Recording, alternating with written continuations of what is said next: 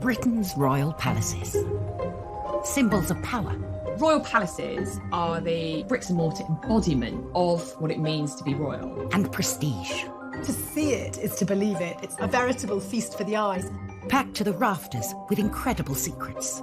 From royal courtships to royal births to royal marriages and scandals, the palaces have played host to all of that.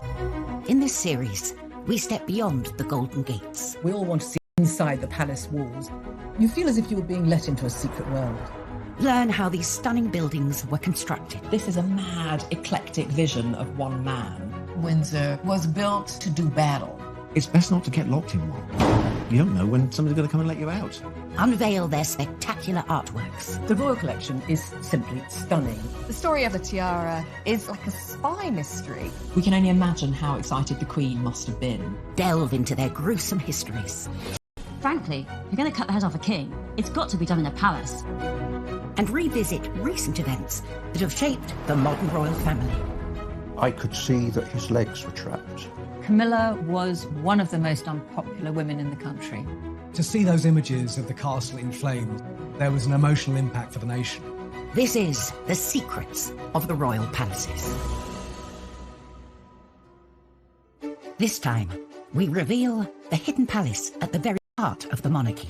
Bless the royal Princess Elizabeth II. It's where, when a new king or queen is proclaimed, that's where it'll happen. The unfortunate history of Dr. Lopez at the court of Elizabeth I. Two Portuguese agents confessed that actually they had been conspiring to kill the Queen and that Lopez had been part of the plot. And the Holyrood Castle skull that holds the key to unveiling the face of a legendary Scottish king. No contemporary images of him survive. And so the skull, as well as the written descriptions we've got, are really the essential clues to this man. We uncover the shocking secrets of Queen Victoria's diaries. What you get from her insights are that she was a passionate woman. She enjoyed sex. She was in love with her husband and really celebrates their intimacy in her diary entries. And at Balmoral Castle, we explore whether the Queen intervened in the crucial referendum for Scottish independence. This is a woman who does not make off-the-cuff remarks. Britain's royal palaces are amongst the most instantly recognisable buildings in the world. Millions of visitors cross the royal threshold every year. But hidden among the streets of London lies an extraordinary palace that is often overlooked. In one sense, you forget it's there. It's not very noticeable. But what few of us realise is that St James's Palace is actually the real seat of royal power. This unassuming place is actually higher in seniority than Buckingham, even Windsor. It is the principal palace of the United Kingdom. And it is still officially the headquarters of the British monarchy, and it's where, when a new king or queen is proclaimed, that's where it'll happen. To bless the royal Princess Elizabeth II with long and happy years to reign over us. St James's Palace is also the oldest working royal palace in London. It was built in 1532 by England's most prolific palace builder, Henry VIII. St James's Palace is synonymous with the Tudors, with Henry VIII, who built it on the site of a former leper hospital. Might have bought it in anticipation of having children at a place just outside of London, across fields and maybe at a safe distance from plague. Another theory is that it was simply for hunting, because Henry loved hunting and took every opportunity he could to do it. But whether as a hunting lodge or nursery, Henry wanted this new palace to make an impact. For that, he relied on the very best building materials of the age. Now, you might think of brick as a commonplace material today because it's the obvious choice for building houses by the thousand. But in the early 16th century, it was quite a prestigious material. Using brick was very much a statement of that wealth and power. The final impression was a vivid pink structure, something that would have stood out for a mile. This vivid pink may have faded, but much of his brick-built masterpiece remains intact today. When you go down St James's Street off Piccadilly, what's facing you is the great gatehouse that he put there. That's really one of the lovely pieces of 16th century London. tucked away. Behind the original gatehouse lies the Chapel Royal, begun while he was courting Anne Boleyn. And it's said that Henry added their initials, HA, to the building after the wedding. But his marriage to her lasted only 3 years. It took a good number of years to complete. He'd been chopping and changing his wives quite quickly before the Chapel Royal was completed. By the time it was finished in 1540, Henry was on to wife number 4, Anne of Cleves. If you look up at the ceiling of the Chapel Royal, you will see Anne of Cleves' arms. Holbein was the painter who was brought in to dedicate this chapel to a queen who in the end only lasted for 6 months. So Henry VIII's capriciousness, his extended midlife crisis, is really well illustrated by St James's. And there's more. Today, a working palace. The Chapel Royal is open to the public for Sunday service. And for the royals, it's still a huge part of family life. Prince George and later Prince Louis were both christened here. Events that brought 4 generations of monarchy together under one historic roof.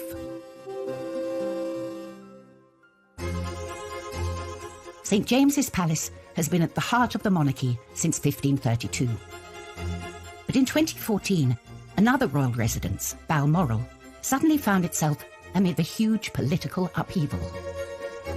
Every summer, the Queen and Prince Philip decamp to Balmoral, their private Highland getaway, to enjoy some time away from official royal duties. Traditionally, the Queen receives a guest at the end of each summer, the current British Prime Minister, who travels to Balmoral for a long weekend. British Prime Ministers always go and stay at Balmoral every summer. Some have liked it more than others. John Major used to love it. Margaret Thatcher hated it. Famously, the Queen offers friendliness, not friendship. It's a chance to get a working rapport going, but it's not as if you're about to become best buddies. In 2014, it was the turn of Prime Minister David Cameron. He was far from relaxed. Scotland was days away from the referendum, which would decide the future of the Union. At breakfast with the Queen, they were in for a shock. All the newspaper headlines are laid out on a Sunday morning, and there was a copy of the Sunday Times putting the yes vote ahead to independent Scotland for the first time in the whole campaign. Terrible news for him, extra terrible for it to happen over breakfast in the royal household, where the Queen, who has been ruler of a United Kingdom for 62 years at that point, was suddenly perhaps being told that she might not have a United Kingdom much longer.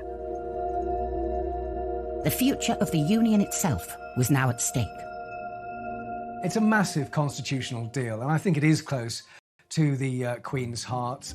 She is half Scottish, and bear in mind that people who invented the United Kingdom were her family. It was James I of England, James VI of Scotland, who formed Great Britain and invented the flag. With the pressure on, David Cameron came up with a way to help keep the Union together. And Crathy Kirk, the small church near Balmoral, became the site of an extraordinary royal event. Coming up, staying at Balmoral, the Queen faces the prospect of Scottish independence. If she could raise an eyebrow so much as a quarter of an inch, it might make a huge difference. She certainly would not have wanted to wake up to Scotland being... For adultery. George decided his wife smelt and he was never going to touch her again, which didn't really wash that much, but who did at the time?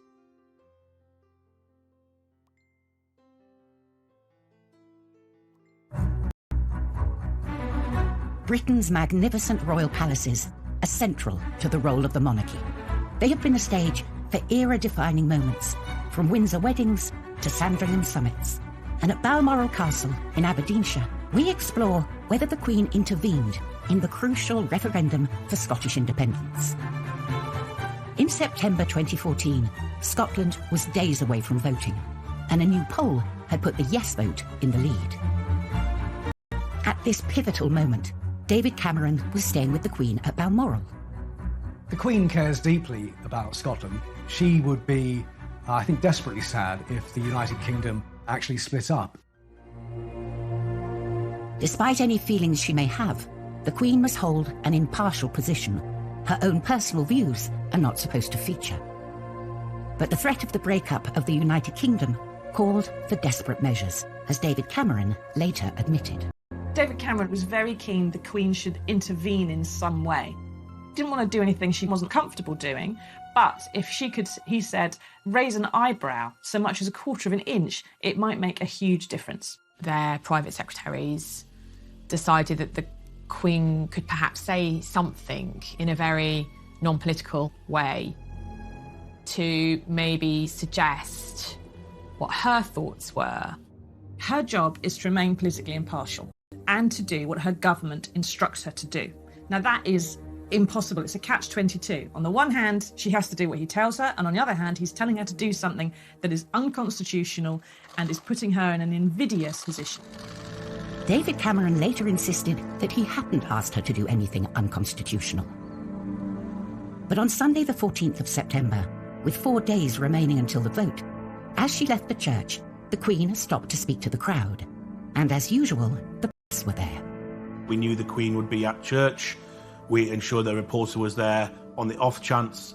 As the Queen exchanged a few words with the crowd, she made an unusual comment before leaving in her car. The local journalist spoke to those well-wishers to a woman who relayed what the Queen had said to her.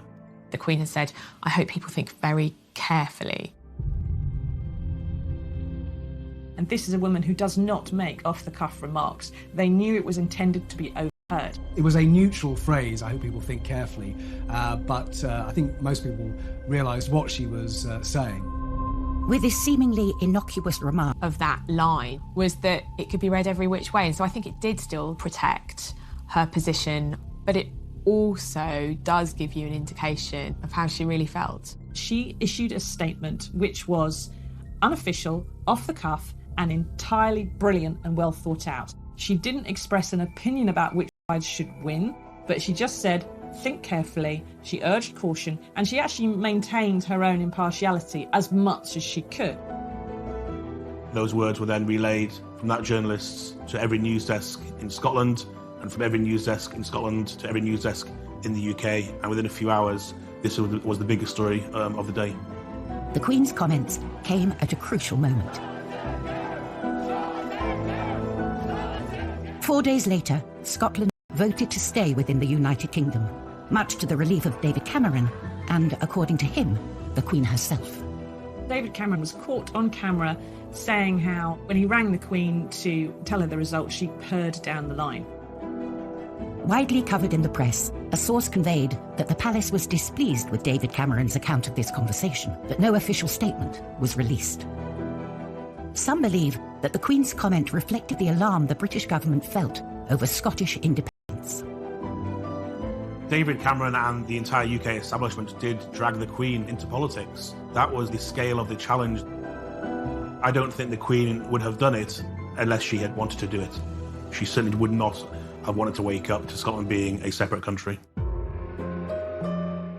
Balmoral is where the Queen spends quality time with the Duke of Edinburgh, her husband of 73 years. But not all royal husbands are as loyal as Prince Philip, as was the case with George IV and his treatment of poor Caroline in what was to become known as the Delicate Investigation. Kensington Palace. George IV sent his estranged wife Caroline here after the sordid affair of the Delicate Investigation. George IV was a pretty bad husband, drunk, unfaithful, pretty insulting, so it makes it particularly ironic that he decided to investigate his wife, Princess Caroline, for adultery. They disliked each other from their very first meeting, just 3 days before their wedding in 1795. But there was nothing to do. The marriage had to go ahead, and it went ahead at the Chapel Royal of St James's Palace. And George was completely and utterly drunk. He was wasted. The wedding night was unsurprisingly a complete disaster. George decided his wife smelt and he was never going to touch her again. She didn't really wash that much, but who did at the time? George couldn't bear Caroline. She doesn't want to. She wants to have fun, and she starts to make a lot of friends who come and see her. And increasingly, people are saying, maybe some of those friends aren't quite reputable, and maybe she's seeing them when she's not quite dressed. George hated Caroline so much, he decided to start the Delicate Investigation, a public investigation of Caroline for her conduct. A book of the proceedings was published. Although suppressed, details leaked out. So the royal dirty linen was washed out for everyone to see. Literally, as well as metaphorically, there was a question about how dirty were Caroline's bedsheets. Finally, the Cabinet Committee acquitted Caroline of adultery, but they did say they thought she'd been indiscreet in her conduct. And the country was up in arms. It really reeked of the hypocrisy of George and the royal family. After the investigation, his attitude to Caroline hardened. He abandoned her and sent her off to live at Kensington Palace so he could have fun with his mistresses. George never stopped hating Caroline, and all throughout his reign, he was in battle with Napoleon. And when they came to him and said to him that Napoleon was dead, they said, "Sire, your greatest enemy is dead." And he said, "Oh, is she really?" i.e. his greatest enemy, he thought, was his poor, abandoned, miserable queen, who he'd packed off to Kensington Palace. Only 2 miles away from Kensington Palace stands the grand but less imposing Clarence House. It's part of St James's Palace, constructed nearly 500 years ago to house the heir to the throne. And it's doing the same job today, because tucked away in the southwestern corner of the palace complex lies this place, Clarence House, London home to Prince Charles. Clarence House is right next door to St James's Palace, but because the Prince of Wales and Duchess of Cornwall Camilla have their home there, their London residence, I would say the epicentre of power really is Clarence House now, much more than St James's. Built in 1825, the house owes its existence and name to another heir to the throne, the Duke of Clarence. William, Duke of Clarence, was the third son of George III. He never intended to become king. He wasn't the heir, he wasn't even the spare, he was the spare one removed. But when his elder brothers died without heirs, William found himself inheriting the throne. With the throne in sight, the Duke needed a house more befitting a future king. He realises, crikey, I'm actually probably going to become king. And quickly there's a sort of refurb of what was a Tudor stable yard in the grounds of St James's Palace. As usual, being part of royalty, no expenses spared. The man for the job was architect John Ordinary Brighton Pavilion for him and converted Buckingham House into a palace.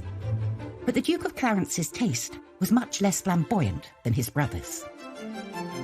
Clarence House, for the new Prince of Wales, is much more modest than anything that George IV had built. It really melted away, it disappeared within a Nash streetscape of white stuccoed buildings leading all the way up to Regent's Park. Nash's Clarence House was designed to fit in with upper-class London, not to stand out. It suited William so well that when he finally became king, he turned down the grander Buckingham Palace and instead stayed at Clarence House. He wanted an elegant, serviceable townhouse. He didn't want to move into the showy Buckingham Palace. Instead, he wanted his own place that was smart, that was sophisticated. And the same dilemma has faced other royals since then. In the 20th century, Princess Elizabeth lived here before becoming queen. In the early years of married life, the Queen and Prince Philip decorated Clarence House just as they wanted it, and then tragically, her father died very young, and Elizabeth and Philip were told they had to live in Buckingham Palace. They had to move over the road, and they really didn't want to. When the Queen, however reluctantly, moved to Buckingham Palace, the Queen Mother was handed the keys to Clarence House, and she made it her home for the rest of her life. I found it homely, actually. I remember particularly the Queen Mother's birthdays at Clarence House, and then the crowds would gather outside from very, very early in the morning. And then the Queen Mother would come out and greet them all, and she really enjoyed that. So it was a place of great joy. When she died, Clarence House was passed on to the next generation, her beloved grandson Prince Charles and his wife Camilla. Her death really, really affected him. He moved into Clarence House where she had lived, and it's now his home in London. Prince Charles adored his granny. He spent an awful lot of time with her through his childhood and in later life. He would go to Clarence House and spend time with her there.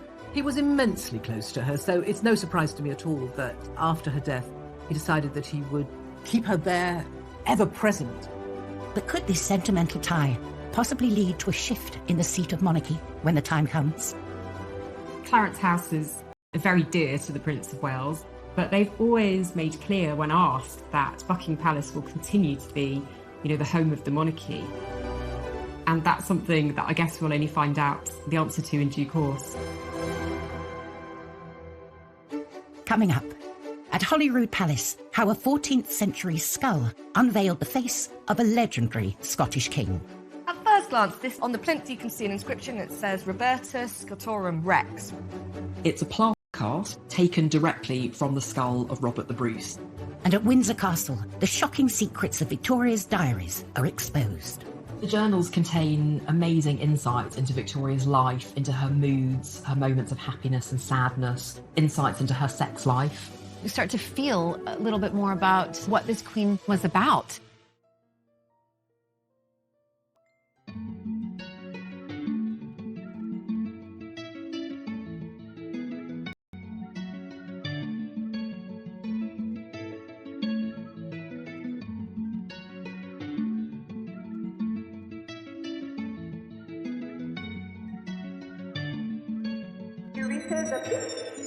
Oh my god.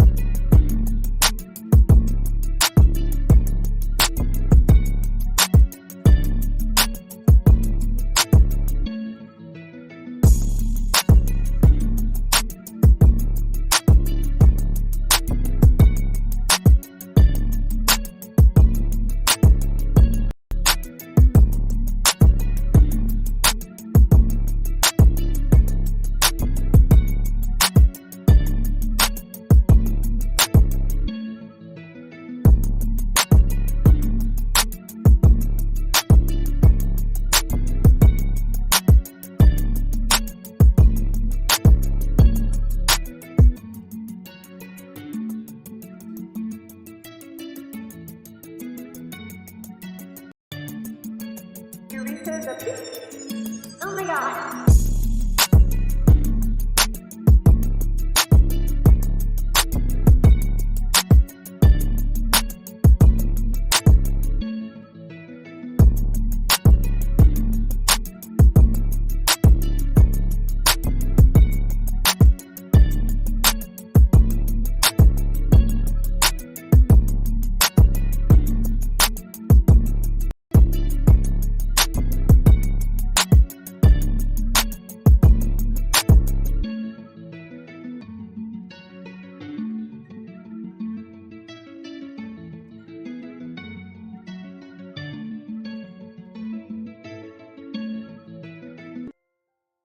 The royal palaces have always reflected our national history.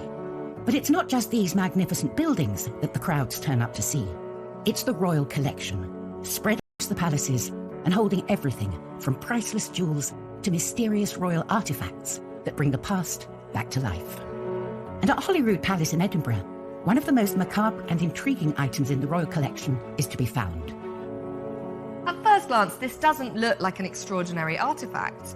It's a simple rosewood box, and on the plinth you can see an inscription that says Robertus Scotorum Rex, Robert, King of the Scots.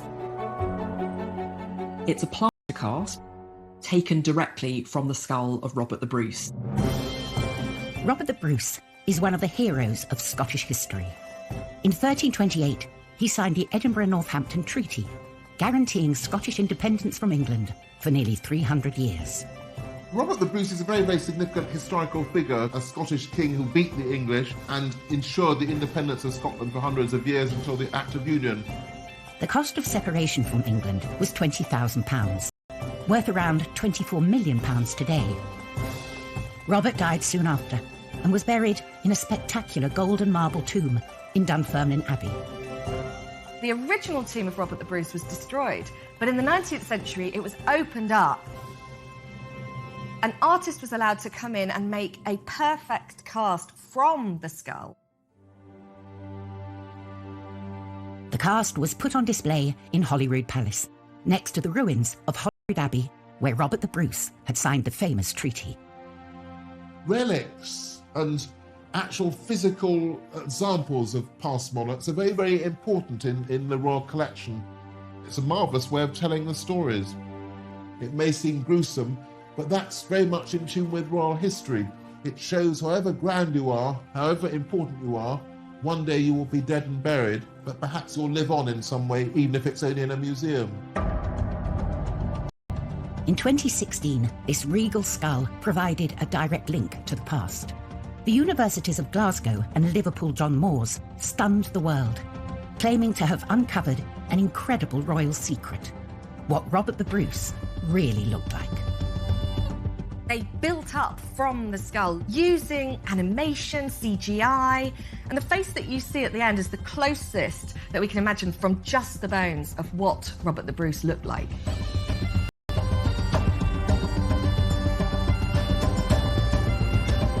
It's hugely important, particularly because no contemporary images of him survived.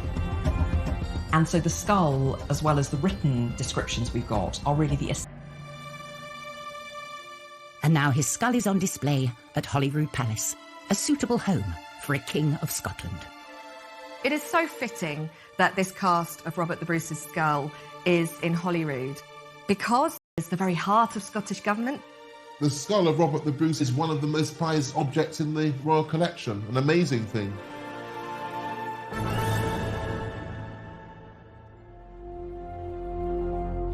The skull draws visitors inside Holyrood Palace, but at St James's Palace, it's the gardens, designed by a king, which bring in the tourists. Behind its red brick Tudor facade and high walls, St James's Palace is largely off-limits to the public. But there is one part of the ancient palace open to everyone, the former palace grounds, now known as St James's Park. St James's Park has been a bit of a playground for monarchs since Henry VIII, be it hunting in Henry's case. London is unique in the world as a capital city with royal palaces cheek by jowl with semi-wilderness of parks. It's because Henry VIII loved murdering deer. Originally a stretch of marshland teeming with grazing deer, the park was intended as a royal hunting ground. And Elizabeth would go stag hunting there. James I, Elizabeth's successor, in fact had something of a menagerie there. He collected all kinds of animals and had them in the gardens at St James's Park. But it was the merry monarch, Charles II, who made the most dramatic change to the palace grounds. After 11 years of a republic that saw him exiled in France, in 1660, Charles was invited back to reclaim the monarchy. On his return, he wanted to make his mark on London. He'd been inspired by parkland around French estates for fun and for pleasure. And so when he returned to London, he looked to St James's Palace and the gardens as being used for something similar. He brought fashion, he brought culture, and it brought life back to England. And what he did within his palaces and the landscapes that surrounded them was contribute to that sense of well-being in a nation that had been utterly traumatised. The palace gardens, once reserved for royals, were opened up to the public for anyone to use. He opened up the park so that polite society would walk in them again. And the style in France was long avenues and what are called parterres de broderie, clipped grass in sometimes geometric, sometimes flowing shapes. It's an intricate kind of gardening. So it was he who brought a bit of Paris to London and made plain piece of hunting ground in Henry VIII's period into something which appealed to the absolute highest. Serene and peaceful by day, by night, Charles's Park held some sordid secrets. By day, it was the fashionable face of London, but by night, absolutely not. The second Earl of Rochester, I think, wrote a poem. It was called A Ramble in St James's Park. And by that time, a ramble was a euphemism for the pursuit of sexual pleasure. Seediness aside, the London Park would become a blueprint for other city parks around the world. Much of the landscape has changed over time, but there's one lasting reminder of Charles's vision, a gift given to him in 1664. He was actually gifted some pelicans from the Russian ambassador, and you can enjoy looking at are they Real descendants? I don't know, but there are still pelicans today in St James's Park.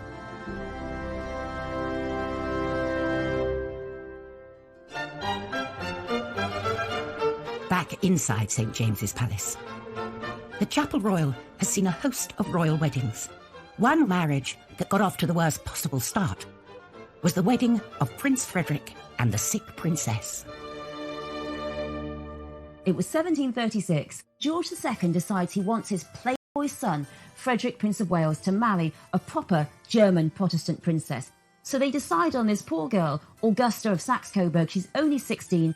She's not courted, she's just told she's got to go and marry him. She doesn't want to come, but she has no choice. She's packed off with her doll on this ship, and the journey is really rough. She arrives in England, she's got terrible seasickness, and also she can't speak a word. Her parents hadn't taught her English because they were convinced everyone in England, now they've been ruled by German kings, would all speak German. Of course not. She's bunged into this tight wedding dress, bunged onto St James's Chapel, and when she's marched up the aisle, it's too much. She throws up, and she throws up all over her mother-in-law's very expensive skirt. Not the best start when your mother-in-law's the Queen. But you know, actually, Augusta herself becomes a very good wife to Frederick, and really becomes a great support to him. So it shows that there's a possibility that the marriage can work, even if a wedding is full of disasters, even if you're sick on the floor of a palace. Another successful royal marriage was that of Victoria and Albert, totally in love till the day he died. Many artefacts housed in the royal collection offer a rare insight into the couple's lives, like those held in Windsor Castle's Round Tower. The Round Tower is the home of the Royal Archive, and it holds literally thousands upon thousands of documents, letters, state speeches from the kings and queens of the last 250 years. Queen Victoria was a voracious writer. It's extraordinary how many words she wrote a day. Starting aged 13, the diaries run from her childhood at Kensington Palace through her entire reign up to her last years at Osborne House on the Isle of Wight, where she died in 1901. The journals contain amazing insights into Victoria's life, into her moods, her moments of happiness and sadness, insights into her sex life. They completely contradict this image of the Queen as very remote and austere. You start to feel a little bit more about what this Queen was about. One of the biggest shocks they reveal is the Queen's enjoyment of her love life. What you get from her insights are that she was a passionate woman. She enjoyed sex. She was in love with her husband and really celebrates their intimacy in her diary entries. She described her wedding night with breathless enthusiasm. Well, we know that their wedding night blew her young mind. She had never spent such an evening. Yes, they kissed and they clasped again and again. And there's this real sense of them enjoying each other's sensuality. She boasts in her diary, we didn't get much sleep. No, they were far too busy producing not a son and heir, it was a daughter who arrived 9 months later on the dot in November, called Victoria.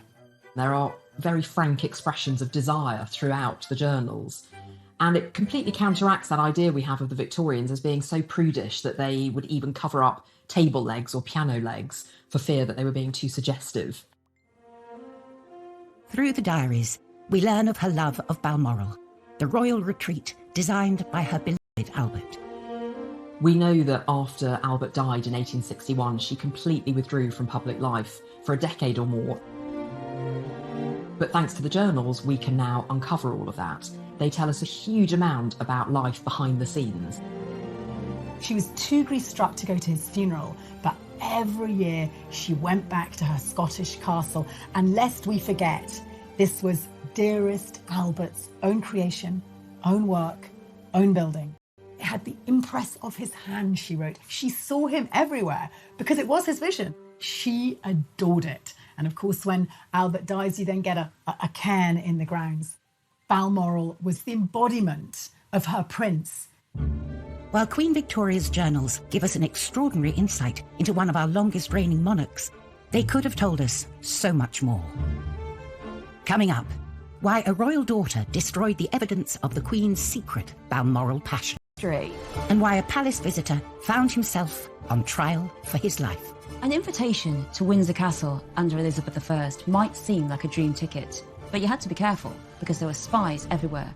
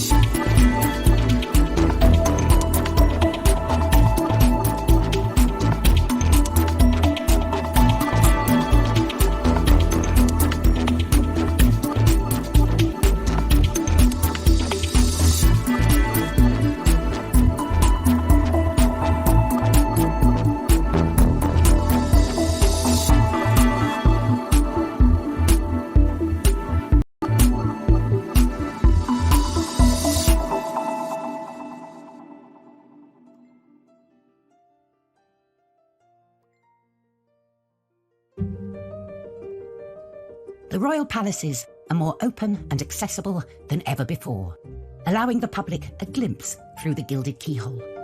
But the opportunity to delve into the mind of a monarch is much rarer.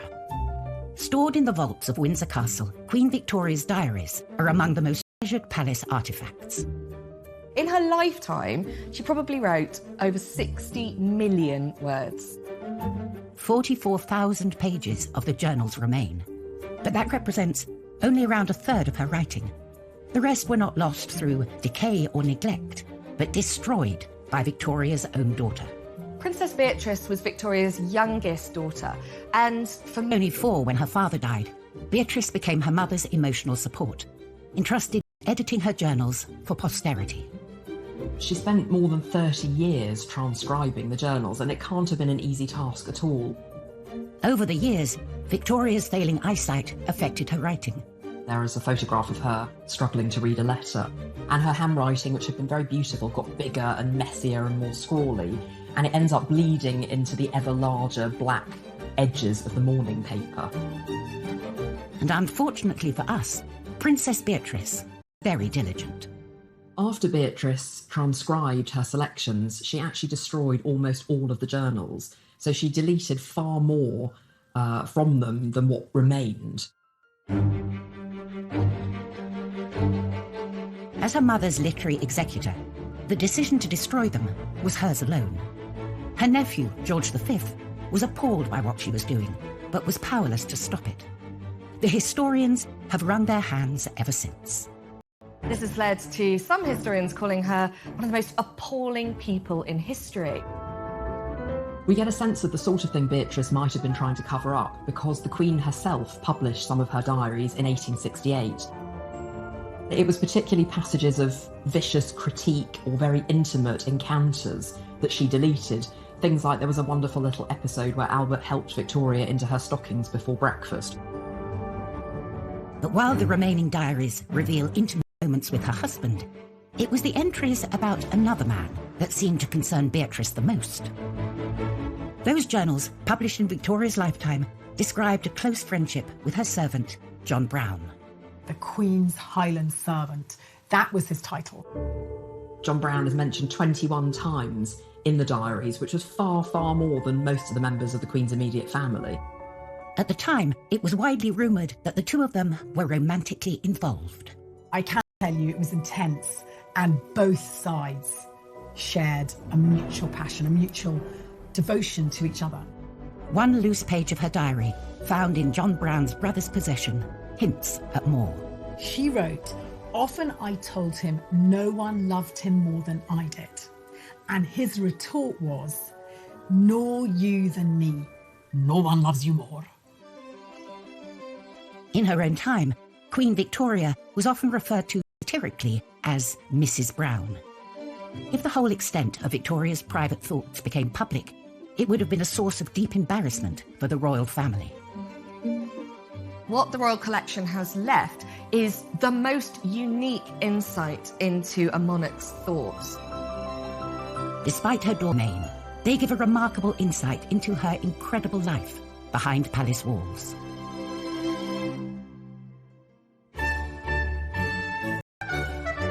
The royal palaces have always attracted a host of visitors from home and abroad, but there have been some who have regretted crossing the royal threshold. At Windsor, Elizabeth II receives dignitaries from around the world. Elizabeth I hosted guests here too. It's just that not all of them went home in one piece. This is the story of Dr. Lopez. An invitation to Windsor Castle under Elizabeth I might seem like a dream ticket, but you had to be careful because there were spies everywhere. Rodrigo Lopez was a Jewish Portuguese doctor who came to England and rapidly rose to the top of his profession and became the Queen's doctor. And the Queen also very much trusted him. When you're the Queen's doctor, you also treat the Queen's favourites. And Rodrigo Lopez treated the handsome Earl of Essex for venereal disease. No one wanted that to be known. At one dinner party at Windsor Castle, poor old Rodrigo, he drank a bit too much of Elizabeth's wine, and we've all been there, started talking too much and told everyone that the Earl of Essex had venereal disease and mocked his sexual tastes. I'm afraid to say that the Earl of Essex wasn't really the type of guy to say, oh well, what happens in Windsor stays in Windsor. Instead, he was out for vengeance. 2 Portuguese agents confessed, under a bit of torture, that actually they had been conspiring to kill the Queen and that Lopez had been part of the plot. And that sealed his fate. Dr. Lopez was put on trial at the Guildhall, and guess who was the judge? Yes, it was the Earl of Essex. He was treated with no dignity at all. He was treated like a traitor. He was hanged, he was drawn, and he was quartered. Poor old Dr. Lopez. 1 minute you're drinking too much wine at a party at Windsor Castle, next minute you're hanged, drawn, and quartered and put on the city walls. Elizabethan England was a pretty bloodthirsty place.